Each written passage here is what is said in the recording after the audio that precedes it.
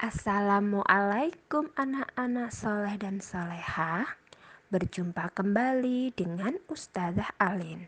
Kali ini Ustazah akan mengajak anak-anak untuk menonton video tentang kelahiran Nabi Muhammad.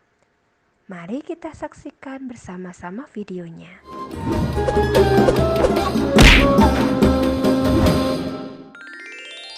Kisah Nabi Muhammad Sallallahu Alaihi Wasallam. Lahirnya Nabi terakhir. Ribuan tahun lalu, Mekkah hanyalah sebuah lembah di tengah padang pasir, tempat persinggahan para kafilah dagang yang kemudian diubah menjadi sebuah kota di masa kekuasaan Nabi Ismail alaihi salam. Kota Mekkah juga menjadi saksi atas lahirnya Khatamul Anbiya, penutup para nabi. Beliau adalah Muhammad bin Abdullah. Nenek moyang Nabi Muhammad bernama Hashim bin Abdul Manaf. Saat Hashim berkuasa, kota Mekkah terkenal dengan pusat perdagangannya yang makmur.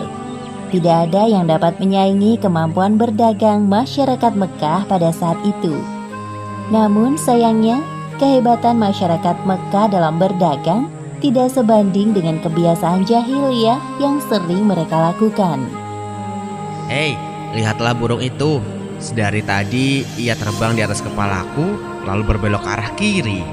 Nenekku pernah berkata, jika burung itu berbelok ke arah kiri, maka kau akan tertimpa sial. Benarkah ucapanmu? Ya, tentu saja. Menurut kepercayaan masyarakat jahiliyah, jika burung itu berbelok ke arah kanan, maka nasib baik akan datang. Begitupun sebaliknya. Orang-orang Arab pada masa jahiliyah sangat percaya pada tahayul. Kebiasaan jahil lainnya adalah tentang penyembahan berhala.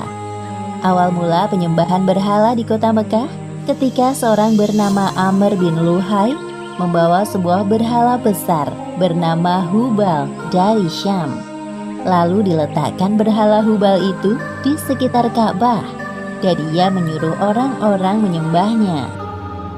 Ayo cepat, bawa kemari minumannya. Kerongkonganku rasanya kering sekali. Sabarlah sebentar kawan.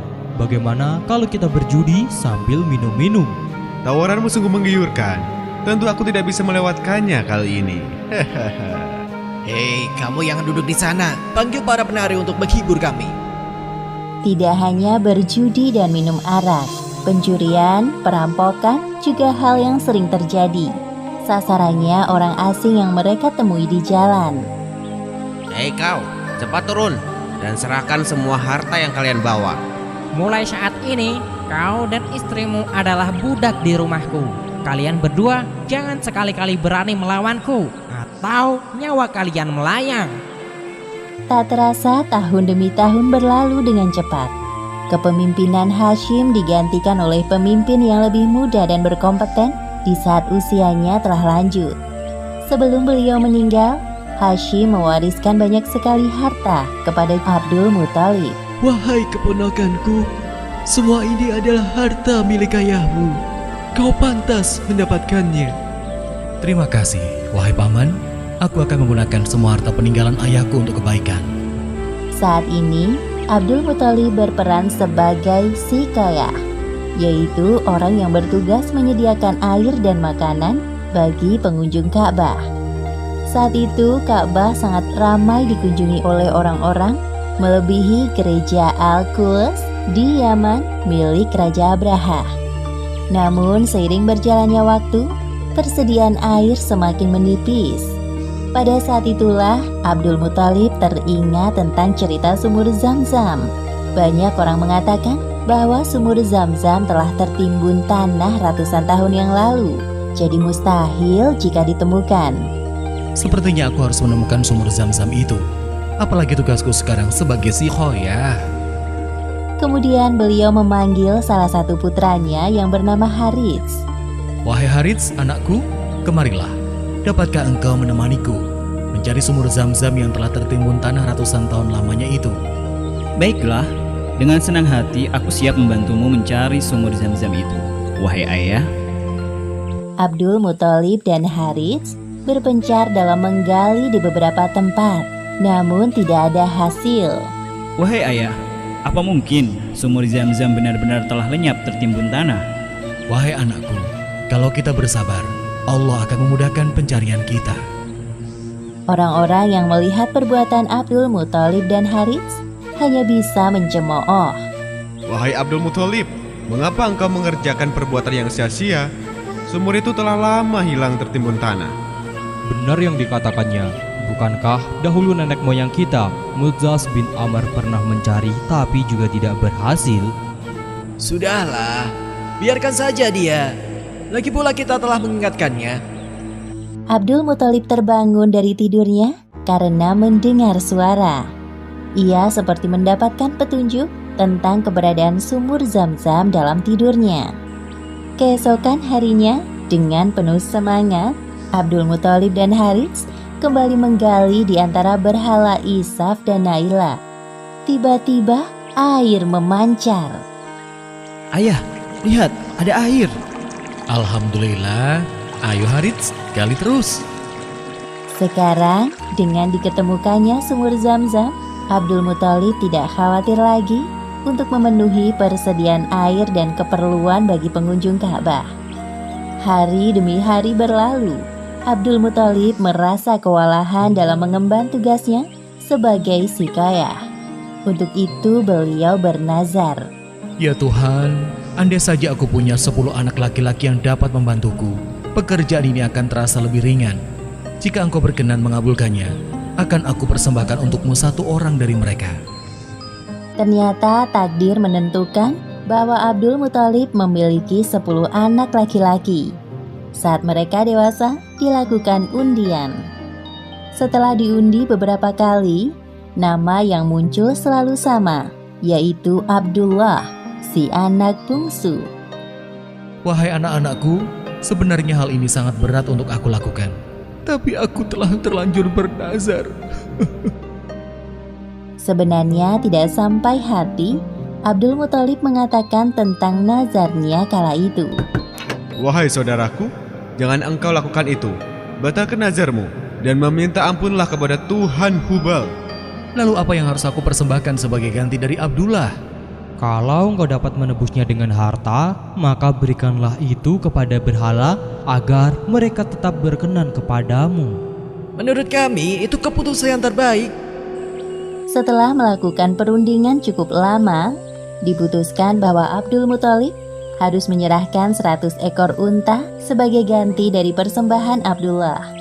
Abdullah adalah pemuda baik, sopan dan berwajah tampan. Banyak gadis-gadis Mekah yang tertarik dengannya, apalagi ketika mereka mendengar bahwa nyawa Abdullah setara dengan 100 ekor unta. Mendengar kenyataan bahwa Abdul Muthalib berencana menjodohkan Abdullah dengan anak dari Wahab bin Abdul Manaf, para gadis Mekah itu tentu kecewa. Allah Subhanahu wa Ta'ala telah menentukan jodoh Abdullah dengan Aminah, gadis yang memiliki nasab yang paling baik di kalangan suku Quraisy. Akhirnya mereka berdua menikah. Wahai istriku, musim semi telah tiba. Ini tandanya aku harus melakukan perjalanan dagang ke Syam. Pada saat itu, Aminah sedang hamil muda. Jika itu memang kewajibanmu, pergilah wahai suamiku.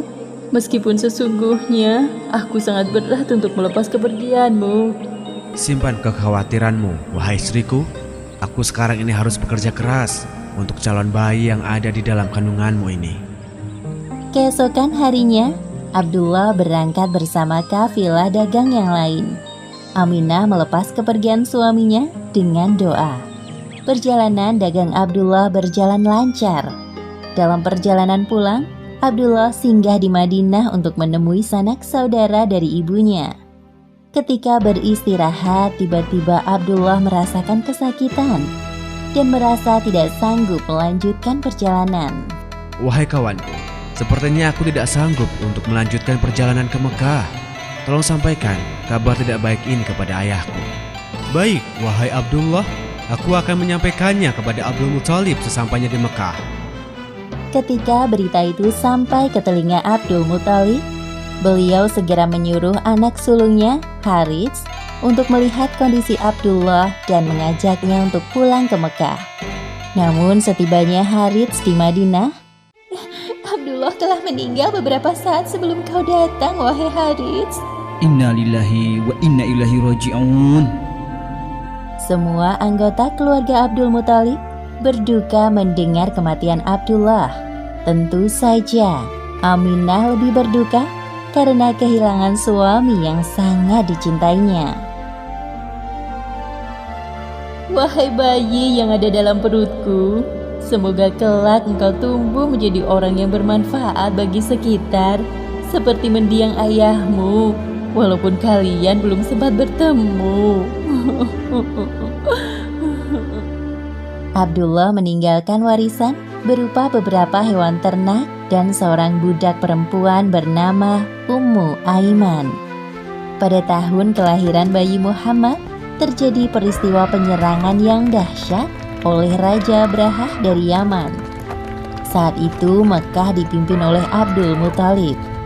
Raja Abrahah berniat untuk menghancurkan Ka'bah karena merasa iri dan tersaingi dengan kemasyhuran Ka'bah. Namun Allah Subhanahu wa Ta'ala menggagalkan penyerangan Abrahah beserta pasukan gajahnya.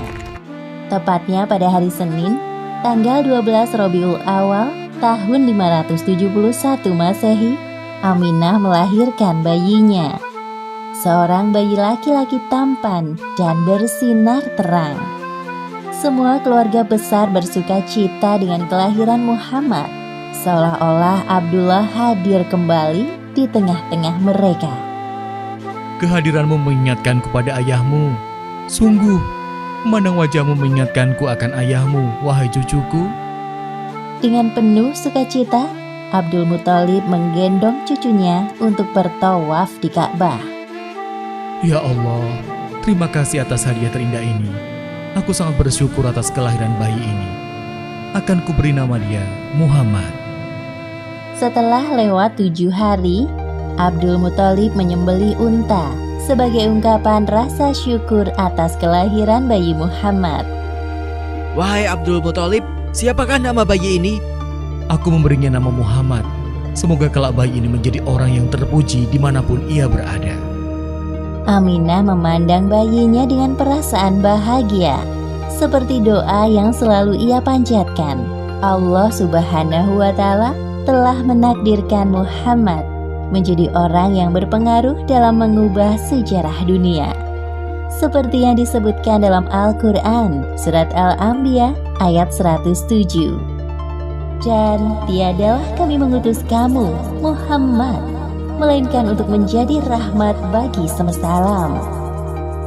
Demikianlah akhir kisah lahirnya Nabi terakhir, Muhammad Sallallahu Alaihi Wasallam. Beberapa hikmah yang dapat kita ambil dari kisah ini, diantaranya, pertama, kesabaran dan niat baik dalam melakukan pekerjaan akan dimudahkan oleh Allah Subhanahu wa Ta'ala, seperti tekad kuat Abdul Muthalib dalam menemukan sumur Zam-Zam untuk memakmurkan Ka'bah. Kedua, jangan terlalu lama larut dalam kesedihan, karena semua yang bernyawa pasti mati dan digantikan dengan generasi baru, seperti kelahiran bayi Muhammad yang menjadi penyejuk hati bagi keluarganya setelah kematian Abdullah. Wallahu a'lam bishawab. Itu tadi video tentang kelahiran Nabi Muhammad. Nabi Muhammad adalah nabi yang terakhir dan manusia yang paling mulia di sisi Allah.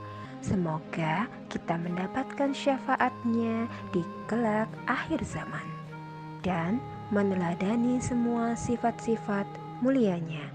Sampai bertemu lagi dengan Ustazah Alin di lain kesempatan. Wassalamualaikum warahmatullahi wabarakatuh.